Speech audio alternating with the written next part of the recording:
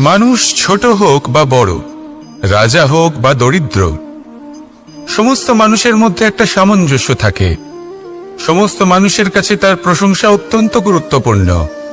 সে খুবই প্রসন্ন হয় যদি আপনি তার প্রশংসা করেন, কিন্তু আপনি যদি তাকে এটা বলেন যে এটা তোমার ভুল ছিল, তোমার কিছু খামতি ছিল, তখন সেটা সে মানতে রাজিই থাকে না।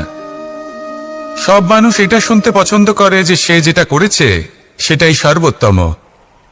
এবার আমি আপনাকে একটা কথা বলি, এই হলো নিন্দা, এই হলো প্রশংসা, আর এই হলো সত্য, যা সবার থেকে উচ্চস্থানীয়। সেই জন্য মানুষ আয়না দেখে। আয়না তাকে তার সৌন্দর্য দেখায় না, তাকে দেখায় যা সত্য, যাতে মানুষ আরো সুন্দর হওয়ার চেষ্টা করতে থাকে। তাই আয়না অত্যন্ত গুরুত্বপূর্ণ সত্যকে জানার জন্য।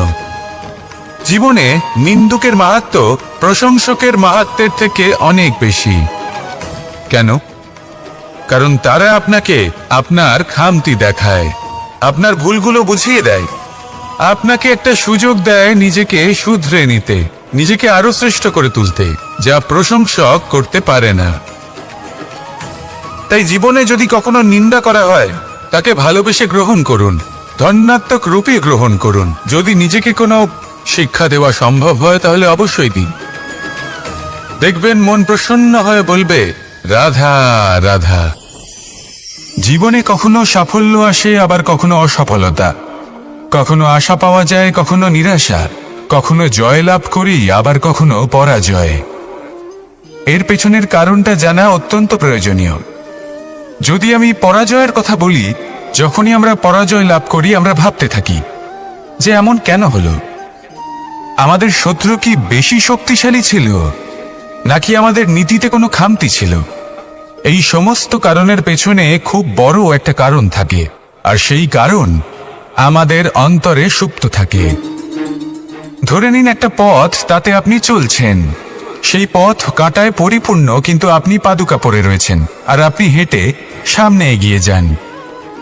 এবার এমন একটা পথ এলো যা পুষ্পে ঢাকা, আর আপনি পাদুকা পরে রয়েছেন, কিন্তু আপনার পাদুকাতে একটা পাথর আটকে গেল। তখন দু পা হাঁটাও খুব কঠিন হয়ে পড়ে। এই সংসারের যে কোনো শক্তি আপনাকে পরাস্ত করার পূর্বে আপনি জানেন কি আপনাকে পরাস্ত করতে পারে?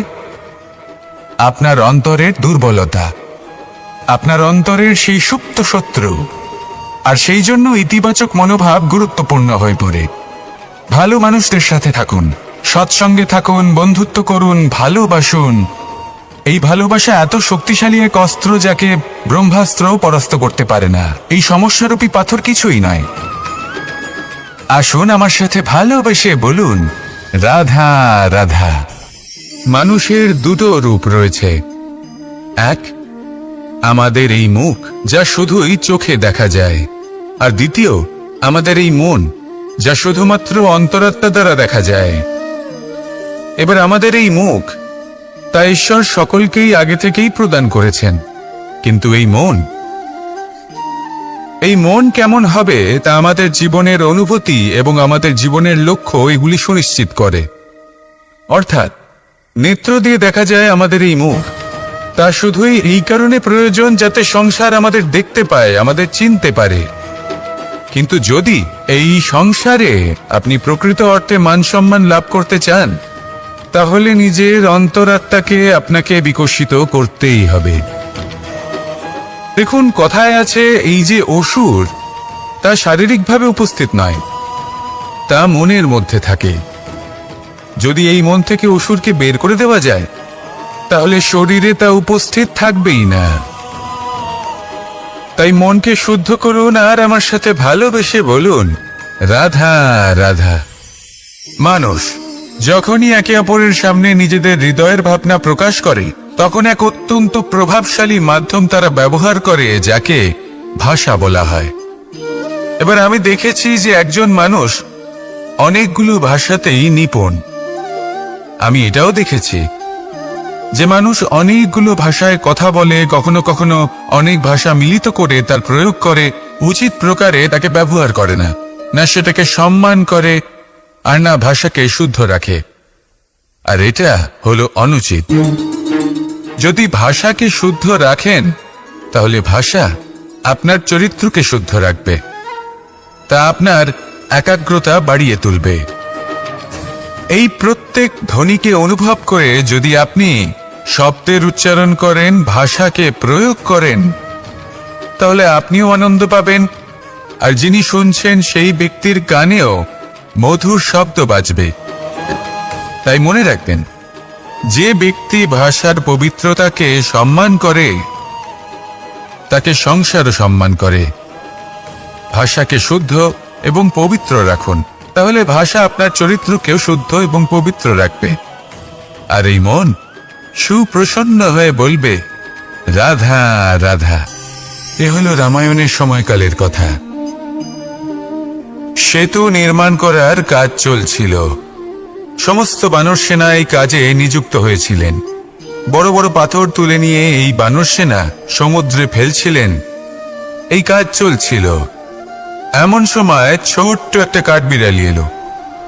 ছোট ছোট মাটির ডেলা হাতে নিয়ে সাগরের কাছে যাচ্ছিল, আর বড় বড় পাথরের পাশে রেখে দিচ্ছিল, যথাসম্ভব সেখানে রেখে আসছিল।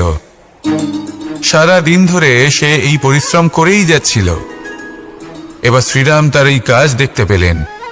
সেই ছোট্ট কাঠবিড়ালিটিকে নিজের হাতে তুলে নিলেন এবং অত্যন্ত ভালোবেসে তার পিঠে হাত বুলিয়ে দিলেন। কথায় আছে যে কাঠবিড়ালির পিঠে যে দাগ আছে, সেই 3টি দাগ এসেছে শ্রীরামচন্দ্রের 3 আঙুলের থেকে। যে কাজ আপনি করছেন তাতে সমস্ত শক্তি প্রয়োগ করুন। যতটা আপনার সামর্থ্য রয়েছে, যতটা আপনার প্রতিভা রয়েছে, সম্পূর্ণভাবে উৎসর্গ করে দিন। ঠিক এমন ভাবে কর্ম করুন। সেই কাঠবিড়ালি কিন্তু তাই করেছিল। সেই জন্য শ্রীরামের সাথে সেও সেই কাহিনীতে অমর হয়ে গেছিল। সম্পূর্ণ শক্তি প্রয়োগ করুন, সম্পূর্ণ সামর্থ্যের সাথে কর্ম করুন, কারণ এটাই হলো শ্রেষ্ঠ পথ কোনো কর্ম করার। আসুন আমার সাথে ভালোবেসে বলুন, রাধা রাধা। এই সংসারে যখন সাফল্যের পথে আপনি অগ্রসর হবেন, তখন আপনার পরিশ্রম, একাগ্রতা, সাহসের সাথে সাথে সমাজের মানসিকতাও সহ্য করতে হবে। প্রত্যেক ব্যক্তি কিছু না কিছু ভাবেন, কিছু না কিছু বলেন। কিছু মানুষ এমন আছেন যারা ভাববেন যে আপনি কিছুই করতে পারবেন না। তারা আপনার নিন্দা করবেন, আর এই নিন্দার কথা ভেবেই আমরা ভয়ভীত হয়ে পড়ি। সেই কারণে নিজেদের আশা, নিজেদের বিশ্বাস হারিয়ে ফেলি। এবার যদি সেই নিন্দার ভয়ে আমরা লক্ষ্যচ্যুত হই, তাহলে সেটা অনুচিত। সেই জন্য জীবনে শুধু পরিশ্রম করতে থাকুন, সামনে এগোতে থাকুন। যেই দিন আপনি আপনার লক্ষ্য লাভ করবেন, সেই প্রত্যেক ব্যক্তি যারা নিন্দা করছিলেন তাদের দৃষ্টি আপনা থেকেই পাল্টে যাবে, ঠিক কিনা? এই সংসারকে যা প্রাণ চায় তাই বলতে দিন। যদি আপনি কারোর কথা শুনতে চান, তাহলে নিজের অন্তরের কথা শুনুন। সেটাই আপনাকে উচিত পথে নিয়ে যাবে। সামনে অগ্রসর হতে থাকুন, পরিশ্রম করুন। এমন একটা দিন আসবে যেদিন এই নিন্দুক ব্যক্তিরা আপনার লক্ষ্য প্রাপ্তির উদাহরণ সবাইকে দেবে। আসুন আমার সাথে ভালোবেসে বলুন, রাধা রাধা। মানুষ সুখী জীবনযাপনের প্রতি এতটাই অভ্যস্ত হয়ে পড়ে যে একটা ছোট্ট সমস্যা এলেই সে সবার থেকে সাহায্য চাইতে শুরু করে দেয়। সে সাহায্য লাভও করে এবং সেই সংকট থেকে সে বেরিয়েও আসে। কিন্তু এই সাহায্য কিছু মুহূর্তের, আর কিছু মুহূর্তের হলো এই দুঃখ। এই 2 মুহূর্তের সাহায্যের জন্য আজীবন আপনি তার কাছে ঋণী হয়ে থাকেন।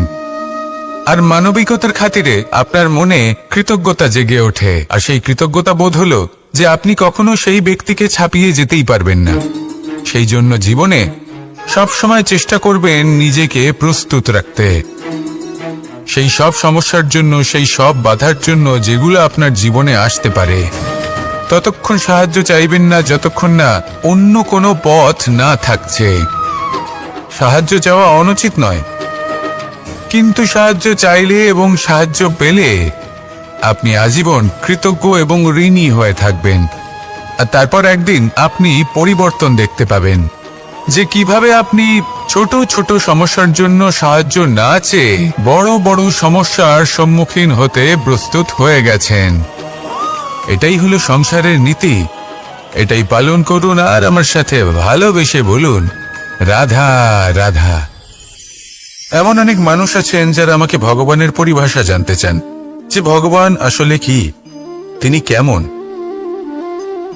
এবার দেখুন, ভগবান হোক বা আপনার স্বপ্ন হোক বা আপনার লক্ষ্য হোক না কেন, সেই লক্ষ্য তখনই পূর্ণ হয়, তখনই তাকে লাভ করা সম্ভব যখন আপনার দৃষ্টিভঙ্গি মঙ্গলময় হয়, যখন আপনি নিজে মনে করবেন যে আমি যেটা পেতে চাইছি তা শুভ। উদাহরণস্বরূপ, কোনো পাখিকে দেখুন, সে গাছের ডালে বসে এবং সেখানেই বিশ্রাম করে, কিন্তু পড়ে না। কেন? কারণ ওর বিশ্বাস যে যে শাখার উপরে ও বসে আছে সেটাই হলো ওর বাসস্থান। যদি আপনি বিশ্বাস করেন তাহলে আপনি পাথরের মধ্যেও ভগবান দর্শন করতে পারবেন। আর যদি বিশ্বাস না থাকে, তাহলে যদি ভগবান সামনে দাঁড়িয়েও থাকে তবেও আপনার বিশ্বাস হবে না। তাই বিশ্বাস করতে শিখুন। এই বিশ্বাসের আধারেই আপনি সেই সব কিছু পাবেন যা আপনি পেতে চাইছেন। আসুন আমার সাথে ভালোবেসে বলুন, রাধা রাধা। গুরু, যিনি পথ দেখান, আমাদের জীবনে অত্যন্ত গুরুত্বপূর্ণ, অত্যন্ত আবশ্যক। কিন্তু কিছু মানুষ মনে করেন যে গুরুর কোনো প্রয়োজন নেই, কারণ এই সমগ্র জ্ঞান মানুষের অন্তরেই নিহিত রয়েছে। এবার প্রশ্ন এটাই, যদি সমস্ত জ্ঞান মানুষের অন্তরে নিহিত থাকে তাহলে গুরুর কি প্রয়োজন? আর যারা আজ পর্যন্ত গুরুকে মেনে এসেছেন তারা কি অনুচিত করেছেন? এর উত্তর আমি আপনাকে দেব একটা উদাহরণ দ্বারা। একটা কাঠ যা জ্বলনশীল, জ্বলনের ঊর্জা তার অন্তরে নিহিত রয়েছে, কিন্তু তার জ্বলনের জন্য বাইরে থেকে একটা অনুঘটকের প্রয়োজন হয়। এই অনুঘটকই হলেন আপনার গুরু। উত্তাপ যা একটা কাঠকে জ্বালাতে পারে, সেই উত্তাপ হলো গুরুর প্রচেষ্টা। যদি সেই গুরুই না থাকে, তার প্রচেষ্টাই না থাকে, তাহলে সেই সমস্ত জ্ঞান যা মানুষের অন্তরে নিহিত তা ব্যর্থ হয়ে যাবে। যদি আপনার সাথে আপনার গুরু থাকেন, আপনার পথ প্রদর্শন করেন, আপনার অন্তরের জ্ঞানকে বাইরে নিয়ে আসতে পারেন, তাহলে তাকে সম্মান করুন আর আমার সাথে ভালোবেসে বলুন, রাধা রাধা। असतो मा सद्गमय, तमसो मा ज्योतिर्गमय, মৃত্যুর্মা মৃতঙ্গময়। জ্ঞান সেটাই যা অসত্য থেকে সত্যের পথে চালিত করে। প্রকাশ সেটাই যা অন্ধকার থেকে আলোর পথে নিয়ে আসে। জীবন সেটাই যা মৃত্যু থেকে অমরত্বের পথে নিয়ে যায়। এবার এই তিনটে, জ্ঞান, জীবন এবং প্রকাশ, একই রকম। শূন্য থেকে এর উৎপত্তি হয় এবং আস্তে আস্তে আপনার জীবনে বিস্তার লাভ করে। এবার আমরা এটাই ভাবি যে কেমন করে এই তিনটিকে আগলে রাখা যায়। এর উত্তর হলো, এদের আগলে রাখার প্রয়োজনই নেই, ভাগ করে দিতে হবে। কোনো বৃক্ষকেই দেখে নিন, একটি বৃক্ষ অনেক বছর ধরে বেঁচে থাকে। কেন? কারণ সে ভাগ করে দিতে জানে। সে নিজের বীজ ছড়িয়ে দেয়, এই ধরিত্রীতে দেয়, সেই বীজ যা অঙ্কুরিত হয়ে এক নতুন বৃক্ষকে জন্ম দেয়। শুধু ছড়িয়ে দিয়ে একটি বৃক্ষ জীবন দান করতে পারে।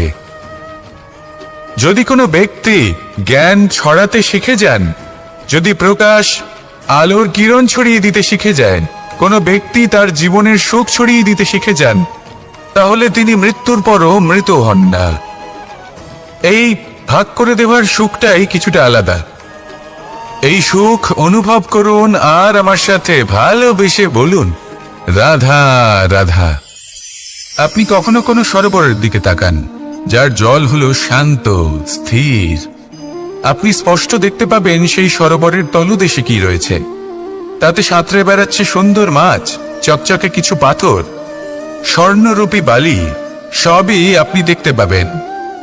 কিন্তু যখনই আপনি একটা ছোট্ট পাথর তুলে সেই জলে ছুঁড়ে ফেলবেন, তখন সেই জল বিচলিত হবে আর সেই স্পষ্টতা ন্যূনতম হয়ে যাবে।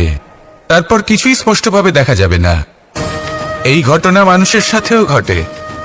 মানুষ যদি বিচলিত হয়ে পড়ে, তখন সে বুঝতে পারে না যে বর্তমানে কি হয়ে চলেছে আর ভবিষ্যতে কি করা উচিত। কিন্তু সেই মানুষ যদি শান্ত থাকেন, স্থির থাকেন, ধন্যাত্মক থাকেন, তাহলে নিশ্চিত রূপেই বুঝতে পারবেন যে বর্তমানে কি করতে হবে আর ভবিষ্যতে কি করতে হবে। তাই নিজের মধ্যে সেই স্থিরতা আনুন, সেই ধৈর্য ধরুন, নিজেকে শান্ত রাখুন আর সবার মধ্যে ভালোবাসা ছড়িয়ে দিন। এই মন প্রসন্ন হয়ে বলবে, রাধা রাধা। সম্পর্ক এ হলো এক বন্ধন যা আমাদের এক সূত্রে বেঁধে রাখে। কিন্তু এমন কিছু ব্যক্তি থাকেন যারা এই সম্পর্কের বিষয়ে নিজস্ব একটা ধারণা করে ফেলেন যে সম্পর্ক এরকম হওয়া উচিত, সম্পর্ক সেরকম হওয়া উচিত। আমি এই সম্পর্কের জন্য কত কিছু করেছি এই ব্যাখ্যা করতে থাকেন আর তার বদলে অনেক কিছু প্রত্যাশাও করেন। কিন্তু সত্য হলো এটাই যে সব সম্পর্ক একরকমের হয় না, কিন্তু প্রত্যেক সম্পর্কের একটা বিশেষত্ব থাকে। যেমন চোখ আর নাকের এই সম্পর্ককেই দেখুন। চোখের সব থেকে কাছে কি আছে? নাক আছে। কিন্তু এই চোখ দিয়ে এই নাককে আমরা দেখতেই পাই না। তবে কি ধরে নেব এই সম্পর্কের কোনো মূল্য নেই? এমনও নয়। ঠিক এইভাবেই যদি কোনো ব্যক্তি তার আবেগ আপনার কাছে ব্যক্ত করতে না পারেন বা প্রকট করতে না পারেন বা আপনাকে বোঝাতে না পারেন, তাহলে তার মানে এটা নয় যে তার সাথে আপনার সম্পর্কের তিক্ততা রয়েছে। এমনটা কখনোই নয়। শুধু চোখ আর নাকের এই সম্পর্কের মতোই হলো আমাদের জীবনে আমাদের আপনজনের সাথে সম্পর্ক। যদি কারোর ব্যবহার আপনার প্রতি অনুচিত হয় বা যদি কেউ অনুপস্থিত থেকে থাকে বা কেউ যদি আপনাকে বুঝতে না পারেন, তাহলে তার অর্থ এটা নয় যে আপনি সেই সম্পর্ক ভেঙে ফেলবেন। বুঝুন, আপনার জীবনে তার গুরুত্ব কোথায় আর তার জীবনে আপনার। সম্পর্ক গড়ে তুলুন, তাকে পালন করতে শিখুন, একসাথে মিলে চলুন। এই মন সুপ্রসন্ন হয়ে বলবে, রাধা রাধা। এই সমগ্র সংসারের সব থেকে গুরুত্বপূর্ণ ব্যক্তি কে? স্বয়ং আপনি। নিজের জন্য তো বটেই, তাই না? কারণ যখন আপনি জন্মগ্রহণ করেন, নিজের চোখ খোলেন, এই সংসারে আসেন, তখনই তো এই সংসারকে আপনি দেখতে পান, অনুভব করতে পারেন। এখানকার আবেগ, এখানকার মানুষজন তখন থেকেই অনুভব করেন। যদি আপনি না থাকেন, তাহলে এই সংসারের অস্তিত্ব আপনার কাছে শূন্যের সমান, তাই না? আপনি না থাকলে এই সংসারও আপনার কাছে নেই। এবার সবাই বলবেন যে এ তো সত্যি কথা। সেই অনুযায়ী তো আমার স্বার্থপর হওয়া উচিত, অহংকারী হওয়া উচিত, কারণ আমার কাছে আমিই তো সবকিছু। দৃষ্টিভঙ্গি পাল্টে দেখুন। আপনার কাছে সব থেকে বেশি গুরুত্বপূর্ণ ব্যক্তি কে? আপনি নিজেই। সেই মানুষটি কেমন হওয়া উচিত একটু ভেবে দেখুন। সবসময় সকলকে সাহায্য করুন, একসাথে মিলে পরিশ্রম করুন, সাহায্য করুন অন্যদেরকে। এটা অতি আবশ্যক। এবং তার থেকেও বেশি গুরুত্বপূর্ণ হলো এটাই যে আপনার মনে যেন কখনো এই বিষয়ে ভয় না থাকে যে আমি আমার প্রিয়জনদের, আমার কাছের মানুষগুলিকে হারিয়ে ফেলব। এই ভয় কখনোই মনের মধ্যে থাকা উচিত নয়। যদি ভয় থাকে তাহলে থাকুক এই বিষয়ে যে সকল মানুষ আমার জীবন থেকে, আমার থেকে দূরে চলে যাচ্ছেন, তাদের বাধা দিতে দিতে আমি যেন নিজেকেই না হারিয়ে ফেলি, নিজের অস্তিত্বকেই না হারিয়ে ফেলি, নিজের ব্যক্তিত্বকে, নিজের বিচারধারাকে, নিজের করুণার শক্তি না হারাই। তাহলে এই ভয় ত্যাগ করুন আর আমার সাথে ভালোবেসে বলুন, রাধা রাধা। এই ফল কি তা বলার কোনো প্রয়োজন নেই। এই ফল কতটা সুস্বাদু সেটাও বলার কোনো প্রয়োজন নেই। ধরুন এমন কোনো মানুষ আসলেন যিনি জানেন না এটা কোন ফল। তিনি এটা দেখে ভাববেন এ তো কাঁটার একটা গুচ্ছ মনে হচ্ছে, নিয়ে ফেলে দেবেন। সেখানে দ্বিতীয় কোনো ব্যক্তি যিনি বুঝদার, তিনি দেখবেন ভাববেন যে প্রকৃতি এর গায়ে এত কাঁটা কেন দিয়েছে? অবশ্যই সুরক্ষার জন্য দিয়েছে, অর্থাৎ ভিতরে অবশ্যই অমূল্য কিছু রয়েছে। সেই ধরনের ব্যক্তি এই ফলের অন্তরে প্রবেশ করেন এবং এই ফলের আনন্দ উপভোগ করেন। এরকমই কিছুটা আমাদের সংসারেও আমরা দেখতে পাই। প্রত্যেকদিন আমরা নতুন নতুন মানুষের সাথে পরিচিত হই। এমন কিছু ব্যক্তি থাকেন যাদের সাথে প্রথম আলাপের পর আমাদের এটা মনে হয় যে এই ব্যক্তিকে দেখে একটু রাগী ব্যক্তি মনে হচ্ছে, বড়ই অহংকারী বোধ হচ্ছে, উদ্ধত মনে হচ্ছে। বেশিরভাগ মানুষ প্রথম আলাপের পরে তাদের সাথে দূরত্ব বজায় রাখবেন, কিন্তু যিনি বুঝদার ব্যক্তি তিনি ভাববেন যে এই ব্যক্তি এমন কেন করছেন। হয়তো সুরক্ষার খাতিরে এই ব্যক্তি নিজেকে এরকম করে তুলেছেন যাতে অন্য কোনো ব্যক্তি এসে ওনার সময় নষ্ট না করেন, ওনার আবেগের সাথে ছলনা না করেন, খেলা না করেন। হয়তো অতীতে এমন কোনো ঘটনা ঘটেছে যার জন্য এই ব্যক্তি কিছুটা এরকম হয়ে গেছেন।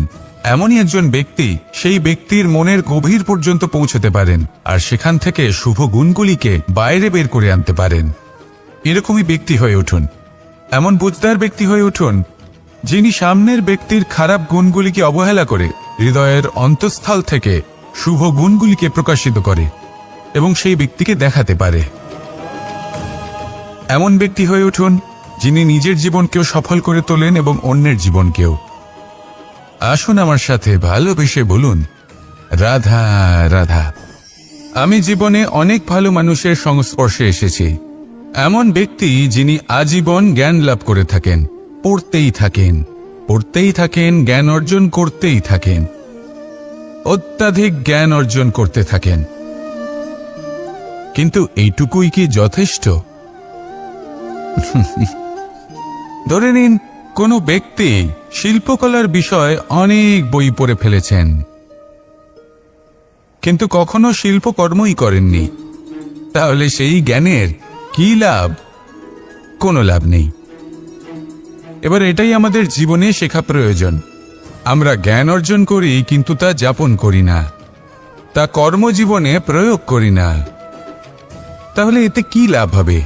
জ্ঞান আছেই সেই জন্য যাতে আমরা জীবনকে আরো শ্রেষ্ঠ করে তোলার জন্য তাকে প্রয়োগ করি। এই জ্ঞান এবং কর্মের একসাথে পথ চলাটাই আবশ্যক। তবেই এই জ্ঞান অভিজ্ঞতায় পরিণত হবে, আর অভিজ্ঞতা দ্বারা যে জ্ঞান লাভ হয় সেটাই সবথেকে বেশি গুরুত্বপূর্ণ, সেটাই হলো সবথেকে বেশি লাভদায়ক। সেই জন্য শুধু জ্ঞান অর্জন করবেন না, তাকে প্রয়োগ করুন, তাকে কর্মজীবনে প্রয়োগ করুন, জীবনকে আরো শ্রেষ্ঠ করে তুলুন। আর আমার সাথে ভালোবেসে বলুন, রাধা রাধা। এটা হলো একটা সাদা পাতা। এবার এতে আমি যাই লিখব সেটাই এর অস্তিত্ব হবে। এতে আমি প্রেমের কিছু কথা লিখে একে প্রেমপত্র বানিয়ে তুলতে পারি। মাতা পিতার জন্য একটা শুভ সংবাদ লিখতে পারি। শত্রুর বিষয়ে সতর্ক করব বলে সেনাকে একটা সংবাদ লিখতে পারি। দ্বারকাবাসীর জন্য কোনো সংবাদ পাঠাতে পারি। যাই লিখব এই পত্র সেটাই হয়ে উঠবে। সেই রকমই হলো আমাদের জীবন। আমরা যেমন কর্ম আমরা করব, আমাদের অস্তিত্ব এবং ব্যক্তিত্ব ঠিক তেমনই হয়ে উঠবে। যদি আপনি একটা অসাধারণ, উজ্জ্বল এবং সম্মানজনক জীবনযাপন করতে চান, তাহলে তার একটা রহস্য আপনাকে বলি। যেমন কথন হবে, কর্ম তেমন হবে। অর্থাৎ যতটুকু বলেছেন ততটুকুই করুন, আর যতটুকু করেছেন ততটুকুই বলুন। এই একটা নিয়ম যদি আপনারা পালন করেন, তাহলে এই সংসারের সমস্ত পণ্ডিত আপনাকে অবশ্যই সম্মান করবেন। তাহলে এটাই করুন আর আমার সাথে ভালোবেসে বলুন, রাধা রাধা। বিন্দু বিন্দু জলেই সাগর নির্মাণ হয়। এবার এই কথা আমরা সকলে জানি। আপনি কি এই কথাটা জানেন যে ছোট ছোট সুখের দ্বারাই বড় সুখ লাভ করা যায়? একজন বাবাকে দেখুন, সন্তানের জন্ম থেকে তার যুবক হওয়া পর্যন্ত তার সাথে ছোট ছোট সুখ যাপন করেন। এই ছোট ছোট সুখগুলি তাদের প্রেমের সম্পর্কে গভীরতা নিয়ে আসে এবং প্রেমের এই গভীরতা তাদের জীবনে বড় সুখ নিয়ে আসে। এটা ঠিক সেই রকম যেরকম বিশাল এক সমুদ্রে, গভীর এক সমুদ্রে অমূল্য রত্ন খুঁজে পাওয়া যায়। এটাও ঠিক সেরকমই। সেই জন্য জীবনে বড় বড় সুখের খোঁজ করতে গিয়ে সময় নষ্ট করবেন না। এই যে ছোট ছোট সুখ আছে, এগুলোকে যাপন করা শুরু করুন, এগুলোর আনন্দ লাভ করুন, এগুলো নিয়ে উৎসব পালন করুন। প্রেমের গভীরতা বুঝুন আর এই গভীর প্রেমে মন নিমজ্জিত করুন। তারপরে দেখুন এই মন আর এই জীবন সুপ্রসন্ন হয়ে বলবে, রাধা রাধা। মানুষের জন্ম কখনো তার ভবিষ্যৎ নির্ধারণ করতে পারে না। হ্যাঁ, ওর জীবনযাত্রা অবশ্যই সুখময় হতে পারে, নির্ভর করে যে ও কোন পরিবারে জন্ম নিচ্ছে, তার পরিবার পরিজন কে হন, তার মাতা পিতা কে হন, তাকে কেমন শিক্ষা দেওয়া হয়েছে, কেমন ভাবে পালন করা হচ্ছে। সে কিন্তু কুপাত্রও হতে পারে, আবার সুপাত্রও হতে পারে। কিন্তু সে চলে যাওয়ার পর এই সংসার তাকে মনে রাখবে নাকি না, আর যদি মনেও রাখে তাহলে কিভাবে মনে রাখবে, সেটা নির্ভর করছে তার কর্ম এবং তার নির্বাচনের উপর। ঠিক যেমন বর্ষার এই জলের ফোঁটা যখন মেঘ থেকে ঝরে পড়ে, তখন তার এই নির্বাচন হলো গুরুত্বপূর্ণ, কারণ তার নির্বাচন তার উপর নির্ভর করছে তার ভবিষ্যৎ কেমন হবে। ঝিনুকের মুখে পড়লে মুক্ত হয়ে ওঠে, সাপের মুখে পড়লে বিষ, আর যদি কোনো পাতায় পড়ে তাহলে শিশিরে পরিণত হয়। তাহলে কর্ম এবং নির্বাচন দুটি জীবনে গুরুত্বপূর্ণ। এদের বিষয় বিশেষ যত্ন নেবেন এবং আমার সাথে ভালোবেসে বলবেন, রাধা রাধা। আমাদের সকলের কাছে বৃক্ষ অত্যন্ত প্রিয়। আমরা সর্বদাই চাই এই বৃক্ষ যেন সবুজ থাকে, ফুলে ফলে ভরে থাকে, আমাদের ছায়া প্রদান করে, তা যেন সুস্থ থাকে, আমাদের ফল প্রদান করে। আর সেই জন্য আমরা প্রতিদিন সেই বৃক্ষকে জল প্রদান করি। কিন্তু কখনো ভেবে দেখেছেন যে জল তো আমরা বৃক্ষের গোড়ায় দিই, তারপরেও এই জল সেই বৃক্ষের প্রত্যেকটি পাতায় ঠিক পৌঁছে যায়? এটা কিভাবে সম্ভব? কিছুটা এরকমই হলো আমাদের কর্ম। যদি এই পৃথিবীতে থেকে শুদ্ধ মনে সৎকর্ম করেন, এই কর্ম সোজা ঈশ্বরের কাছে গিয়ে পৌঁছয়। যদি শ্রদ্ধা ভাব নিয়ে সমর্পিত হয়ে শুদ্ধ চিত্তে আপনি কাউকে সেবা করেন, তা সে মাতা পিতাই হোক, পরিবার হোক, গুরু হোক, পশুপক্ষী হোক বা সমাজ হোক, তাহলে সেটা সোজা ঈশ্বরের চরণে সমর্পিত হয়। সবসময় শুদ্ধ চিত্তে সমর্পিত হয়ে এবং মনে শ্রদ্ধা ভাব নিয়ে কর্ম করুন। ঈশ্বর নিজে থেকেই এর ফল আপনাকে প্রদান করবেন। আসুন আমার সাথে ভালোবেসে বলুন, রাধা রাধা। ইচ্ছে এবং চেষ্টা এই দুই মানুষের মধ্যে আছে, কিন্তু এই দুইয়ের মধ্যে সামঞ্জস্য থাকা খুব প্রয়োজন। আপনার যা ইচ্ছে সেটা পূর্ণ করার জন্য চেষ্টার প্রয়োজন তো অবশ্যই। আপনি যে স্বপ্ন দেখেন সেটা পূর্ণ করার জন্য নিদ্রা ত্যাগ করে চেষ্টা করা অত্যন্ত প্রয়োজনীয়, নয়তো এই স্বপ্ন কখনোই পূর্ণ হবে না। যদি আপনি কোনো প্রশ্নের উত্তর চান তাহলেও আপনাকে চেষ্টা করতেই হবে। জীবনে যদি সামনে এগোতে হয় তাহলে পাকে কষ্ট দিয়ে সামনে এগোতে হবে, চেষ্টা অবশ্যই করতে হবে। যদি আপনি চেষ্টা না করেন, পরিশ্রম না করেন, তাহলে এই সংসার আপনাকে পেছনে ফেলে সামনে এগিয়ে যাবে। নিজের ইচ্ছেগুলিকে মন থেকে বাস্তবে আনুন আর চেষ্টার দ্বারা তাকে সার্থক করুন। এই মন প্রসন্ন হয়ে বলবে, রাধা রাধা। মানুষ ছোট হোক বা বড়, রাজা হোক বা দরিদ্র, সমস্ত মানুষের মধ্যে একটা সামঞ্জস্য থাকে। সমস্ত মানুষের কাছে তার প্রশংসা অত্যন্ত গুরুত্বপূর্ণ। সে খুবই প্রসন্ন হয় যদি আপনি তার প্রশংসা করেন, কিন্তু আপনি যদি তাকে এটা বলেন যে এটা তোমার ভুল ছিল, তোমার কিছু খামতি ছিল, তখন সেটা সে মানতে রাজিই থাকে না। সব মানুষ এটা শুনতে পছন্দ করে যে সে যেটা করেছে সেটাই সর্বোত্তম। এবার আমি আপনাকে একটা কথা বলি, এই হলো নিন্দা, এই হলো প্রশংসা, আর এই হলো সত্য, যা সবার থেকে উচ্চস্থানীয়। সেই জন্য মানুষ আয়না দেখে। আয়না তাকে তার সৌন্দর্য দেখায় না, তাকে দেখায় যা সত্য, যাতে মানুষ আরো সুন্দর হওয়ার চেষ্টা করতে থাকে। তাই আয়না অত্যন্ত গুরুত্বপূর্ণ সত্যকে জানার জন্য। জীবনে নিন্দুকের মাহাত্ম্য প্রশংসকের মাহাত্ম্যের থেকে অনেক বেশি। কেন? কারণ তারা আপনাকে আপনার খামতি দেখায়, আপনার ভুলগুলো বুঝিয়ে দেয়, আপনাকে একটা সুযোগ দেয় নিজেকে শুধরে নিতে, নিজেকে আরো শ্রেষ্ঠ করে তুলতে, যা প্রশংসক করতে পারে না। তাই জীবনে যদি কখনো নিন্দা করা হয়, তাকে ভালোবেসে গ্রহণ করুন, ধন্যাত্মক রূপে গ্রহণ করুন। যদি নিজেকে কোনো শিক্ষা দেওয়া সম্ভব হয় তাহলে অবশ্যই দিন। দেখবেন মন প্রসন্ন হয়ে বলবে, রাধা রাধা। জীবনে কখনো সাফল্য আসে, আবার কখনো অসফলতা, কখনো আশা পাওয়া যায়, কখনো নিরাশা, কখনো জয় লাভ করি, আবার কখনো পরাজয়। এর পেছনের কারণটা জানা অত্যন্ত প্রয়োজনীয়। যদি আমি পরাজয়ের কথা বলি, যখনই আমরা পরাজয় লাভ করি আমরা ভাবতে থাকি যে এমন কেন হলো? আমাদের শত্রু কি বেশি শক্তিশালী ছিল, নাকি আমাদের নীতিতে কোনো খামতি ছিল?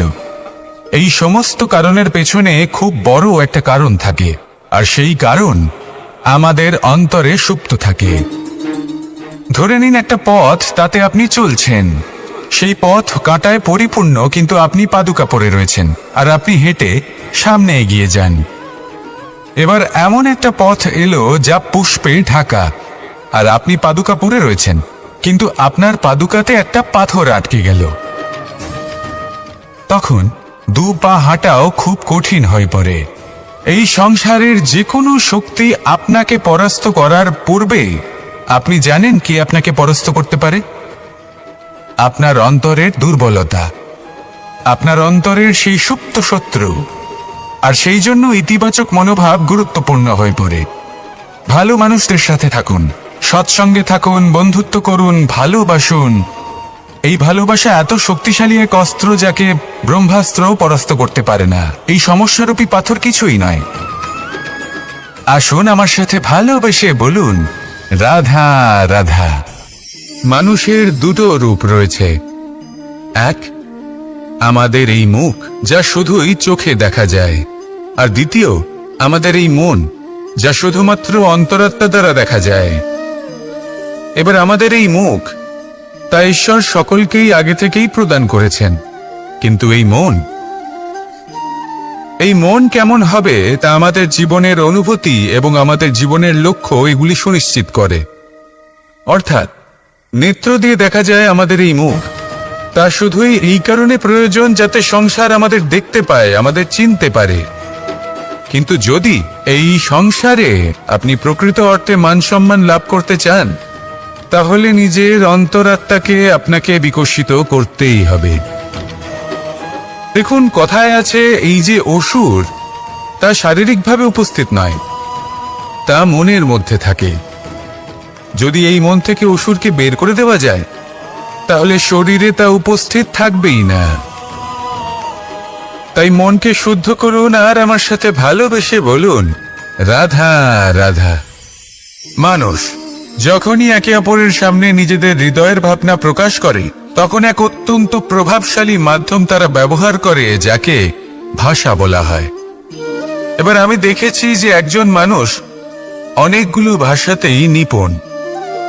আমি এটাও দেখেছি যে মানুষ অনেকগুলো ভাষায় কথা বলে, কখনো কখনো অনেক ভাষা মিলিত করে তার প্রয়োগ করে, উচিত প্রকারে তাকে ব্যবহার করে না, না সেটাকে সম্মান করে, আর না ভাষাকে শুদ্ধ রাখে। আর এটা হলো অনুচিত।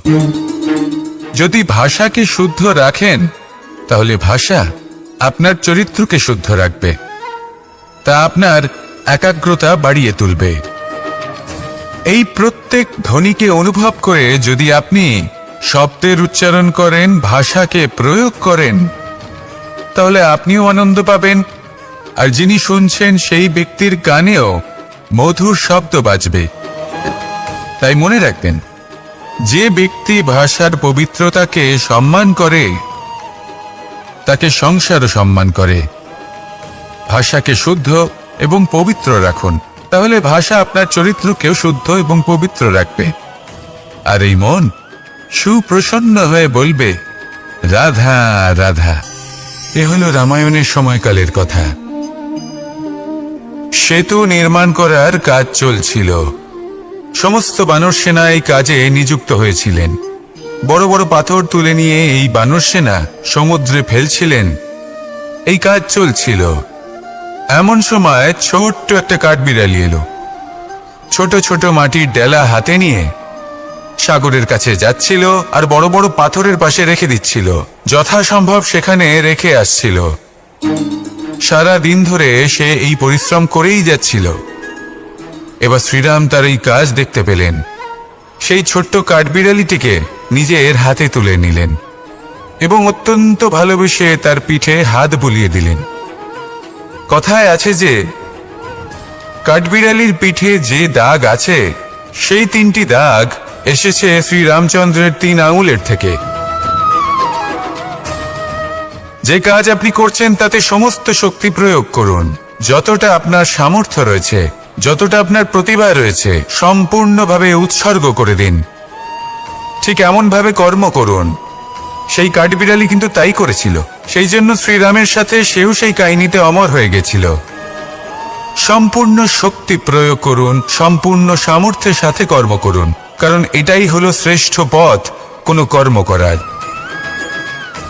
আসুন আমার সাথে ভালোবেসে বলুন, রাধা রাধা। এই সংসারে যখন সাফল্যের পথে আপনি অগ্রসর হবেন, তখন আপনার পরিশ্রম, একাগ্রতা, সাহসের সাথে সাথে সমাজের মানসিকতাও সহ্য করতে হবে। প্রত্যেক ব্যক্তি কিছু না কিছু ভাবেন, কিছু না কিছু বলেন। কিছু মানুষ এমন আছেন যারা ভাববেন যে আপনি কিছুই করতে পারবেন না। তারা আপনার নিন্দা করবেন, আর এই নিন্দার কথা ভেবেই আমরা ভয়ভীত হয়ে পড়ি। সেই কারণে নিজেদের আশা, নিজেদের বিশ্বাস হারিয়ে ফেলি। এবার যদি সেই নিন্দার ভয়ে আমরা লক্ষ্যচ্যুত হই, তাহলে সেটা অনুচিত।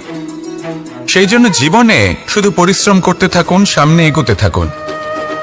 যেই দিন আপনি আপনার লক্ষ্য লাভ করবেন, সেই প্রত্যেক ব্যক্তি যারা নিন্দা করছিলেন তাদের দৃষ্টি আপনা থেকেই পাল্টে যাবে, ঠিক কিনা?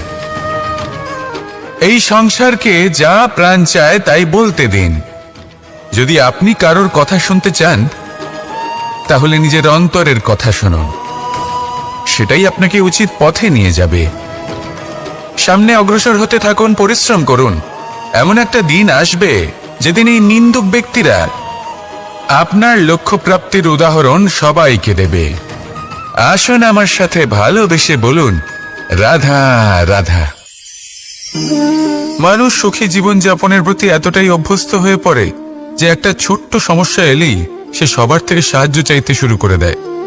সে সাহায্য লাভও করে এবং সেই সংকট থেকে সে বেরিয়েও আসে।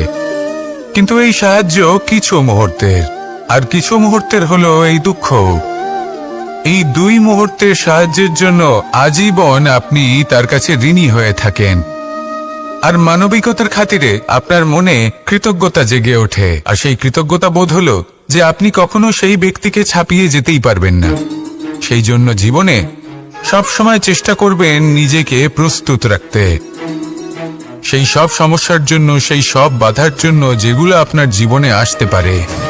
ততক্ষণ সাহায্য চাইবেন না যতক্ষণ না অন্য কোনো পথ না থাকছে। সাহায্য চাওয়া অনুচিত নয়, কিন্তু সাহায্য চাইলে এবং সাহায্য পেলে আপনি আজীবন কৃতজ্ঞ এবং ঋণী হয়ে থাকবেন। আর তারপর একদিন আপনি পরিবর্তন দেখতে পাবেন যে কিভাবে আপনি ছোট ছোট সমস্যার জন্য সাহায্য না চেয়ে বড় বড় সমস্যার সম্মুখীন হতে প্রস্তুত হয়ে গেছেন। এটাই হলো সংসারের নীতি। এটাই পালন করুন আর আমার সাথে ভালোবেসে বলুন, রাধা রাধা। এমন অনেক মানুষ আছেন যারা আমাকে ভগবানের পরিভাষা জানতে চান, যে ভগবান আসলে কি, তিনি কেমন। এবার দেখুন, ভগবান হোক বা আপনার স্বপ্ন হোক বা আপনার লক্ষ্য হোক না কেন, সেই লক্ষ্য তখনই পূর্ণ হয়, তখনই তাকে লাভ করা সম্ভব যখন আপনার দৃষ্টিভঙ্গি মঙ্গলময় হয়। যখন আপনি নিজে মনে করবেন যে আমি যেটা পেতে চাইছি তা শুভ। উদাহরণস্বরূপ, কোনো পাখিকে দেখুন, সে গাছের ডালে বসে এবং সেখানেই বিশ্রাম করে, কিন্তু পড়ে না। কেন? কারণ ওর বিশ্বাস যে যে শাখার উপরে ও বসে আছে সেটাই হলো ওর বাসস্থান। যদি আপনি বিশ্বাস করেন তাহলে আপনি পাথরের মধ্যেও ভগবান দর্শন করতে পারবেন। আর যদি বিশ্বাস না থাকে, তাহলে যদি ভগবান সামনে দাঁড়িয়েও থাকে তবেও আপনার বিশ্বাস হবে না। তাই বিশ্বাস করতে শিখুন। এই বিশ্বাসের আধারেই আপনি সেই সব কিছু পাবেন যা আপনি পেতে চাইছেন। আসুন আমার সাথে ভালোবেসে বলুন, রাধা রাধা।